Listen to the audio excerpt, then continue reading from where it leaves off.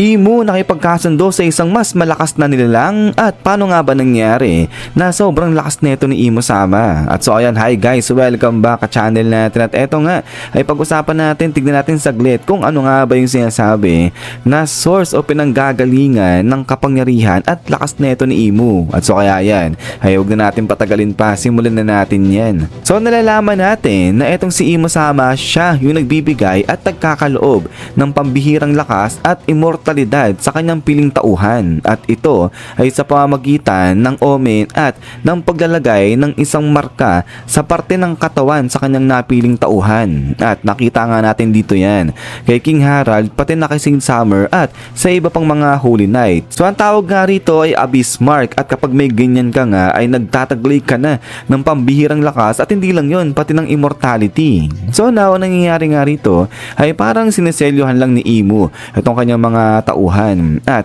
itong mga marka na to, ayan yung palatandaan na pagmamayari na sila ni Imo. So now, bakit nga ba natin sinasabi o binabanggit itong mga bagay na to? Dahil kay chapter 1191 ay nakita nga natin nung nag-transform itong si Imo Sama, hindi lang siya lumaki.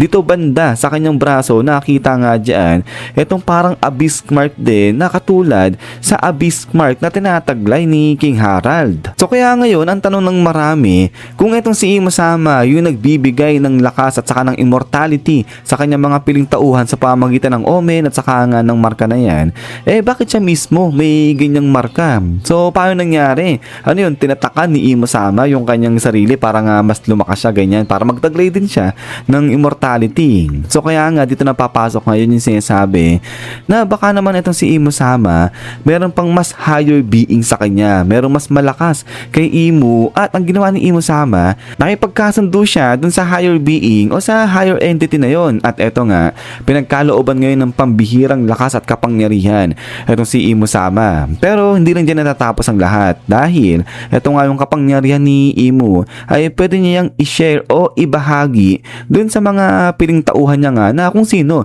yung gusto niyang bigyan ito. At ito nga yung sa pamagitan ng pagtatatak sa kanila ng ganitong seal, ayan nga yung sa Abyss Mark. So ngayon, puntahan muna natin si Joy Boy, dahil alam natin na sobrang lakas si Joy Boy, at in fact 20 kingdoms pa nga yung nagsama-sama para pabagsakin siya. Pero dito ay ina-assume na itong si Imo siya yung nakatalo kay Joy Boy. So ngayon ay mukhang nasagot na nga raw yung katanungan na paano nagawa ni Imo na matalo si Joy Boy bagamat na sobrang lakas nun. At ito nga, dahil yan sa pinagkalooban siya ng pambihirang lakas na isang mas higher being kaysa kay Imo, at itong lakas na to sapat para matalo niya itong si Joy Boy ngayon. Pero ito ay parang may side effect itong kapangyarihan o lakas na tinataglay ni Imo, kasi parang ang nangyayari dito, the more na ginagamit ni Imo itong kanyang lakas ay the more din na mas nauubos yung kanyang life force. So kaya nga diba may time limit lang itong katawan nga ni Imo, yung sinasabi ng mga elders natin na hindi pwedeng lumabas basta-basta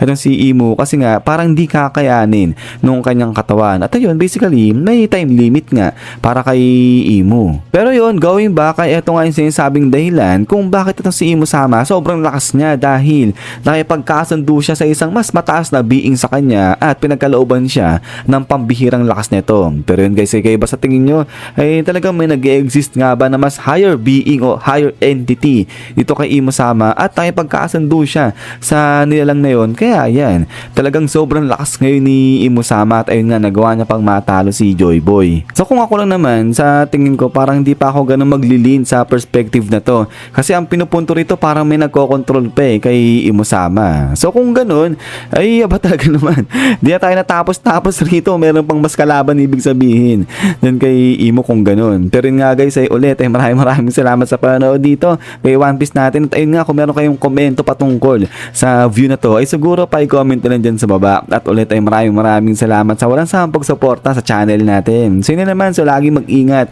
God bless niyo lahat at kita-kits tayo ulit.